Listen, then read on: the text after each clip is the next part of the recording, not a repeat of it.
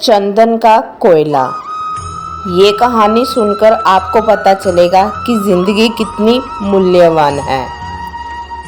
एक राजा वन विहार के लिए गया। शिकार का पीछा करते करते राह भटक गया। घने जंगल में जा पहुंचा।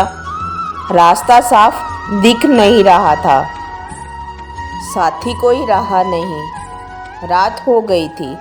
जंगल के हिंसक पशु दहाड़ने लगे। राजा डर गया और रात्रि बिताने के लिए किसी आश्रय की तलाश करने लगा। उसने ऊंचे पेड़ पर चढ़कर देखा तो उत्तर दिशा में किसी झोंपड़ी में दीपक जलता दिखाई दिया। राजा उसी दिशा में चल पड़ा और किसी वनवासी की झोंपड़ी में जा पहुंचा। अपने आप को एक राह भूला पथिक बताते हुए राजा ने उस व्यक्ति से एक रात निवास कर लेने देने की प्रार्थना की। वनवासी उदार मन वाला था। वनवासी ने राजा को प्रसन्नतापूर्वक ठहराया और घर में जो कुछ खाने को था देकर उसकी भूख मिटाई। स्वयं जमीन पर सोया और अतिथि को आराम से नींद लेने के लिए अपनी चारपाई दे दी। राजा ने भी भूख बुझाई, थकान मिटाई और गहरी नींद में सोया। वनवासी की उदारता पर उसका मन बहुत प्रसन्न हो गया। सवेरा होने पर उस वनवासी ने सही रास्ते पर छोड़ आने के लिए साथ चलने की भी सहायता की। दोनों एक दूसरे से विलंग होने लगे तो राजा को उस एक दिन के गान और आतिथ्य का बदला चुकाने का मन आया, परंतु क्या दे? कुछ दे भी तो उस एकांतवासी पर चोर रहने क्या देंगे। इसलिए ऐसी भेंट देनी चाहिए जिसके चोरी होने का डर भी नहीं और आवश्यकता अनुसार उसमें से आवश्यक राशि उपलब्ध होती रहे। उसी जंगल में राजा का एक विशाल चंदन उद्यान था। उसमें बढ़िया चंदन के सैकड़ों पेड़ थे। राजा ने अपना पूरा परिचय वनवासी को दिया और अपने हाथ से लिखकर उसे चंदन उद्यान का स्वामी बना दिया। दोनों संतोष पूर्वक अपने अपने घर चले गए। वनवासी लकड़ी बेचकर गुजारा करता था। इसने लकड़ी का कोयला बनाकर बेचने में कम श्रम पड़ने तथा अधिक पैसा मिलने की जानकारी प्राप्त कर ली थी।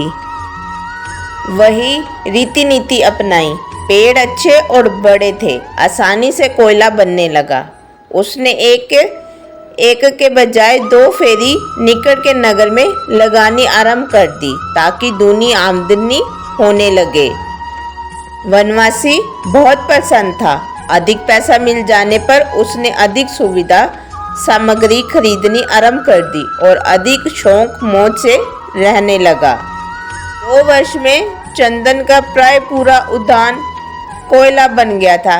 एक ही पेड़ बचा था। एक दिन वर्षा होने से कोयला तो न बन सका। कुछ प्राप्त करने के लिए पेड़ से एक डाली काटी और उसे ही लेकर नगर गया। लकड़ी में से भारी सुगंध आ रही थी। खरीदारों ने समझ लिया ये चंदन है। कोयले की तुलना में 10 गुना अधिक पैसा मिला। सभी उस लकड़ी की मांग करने लगे। कहा कि भीगी लकड़ी के कुछ काम दम मिलेंगे, सूखी होने पर उसकी कीमत और भी अधिक कीमत देंगे। वनवासी पैसे लेकर लौटा और मन ही मन विचार करने लगा, ये लकड़ी तो बहुत ही कीमती है। मैंने इसके कोयले बनाकर बेचने की भारी भूल की। यदि लकड़ी काटता बेचता रहता तो कितना धन्य इकट्ठा हो जाता और इतनी संपदा इकट्ठी कर लेता जो पीढ़ियों तक काम देती। राजा के पास जाने व पुण्य याचना कर अपनी मूर्खता दर्शाने में कोई सार न था। शरीर भी बूढ़ा हो गया था। कुछ अधिक पुरुषार्थ करने का उत्साह भी नहीं था। झाड़ियां काटकर कोयला बनाने और पेट पालने की वही पुरानी प्रक्रिया अपना ली और जैसे तैसे गुजारा करने लगा। मनुष्य जीवन चंदन उद्यान है। इसकी एक एक टहनी असाधारण मूल्यवान है। जो इसका सदुपयोग कर सके वे धन्य होंगे। जिसने लापरवाही बरती वे वनवासी की तरह पछताएंगे।